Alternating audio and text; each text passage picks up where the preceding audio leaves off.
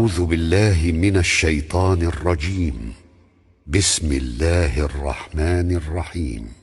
فإذا جاءت الطامة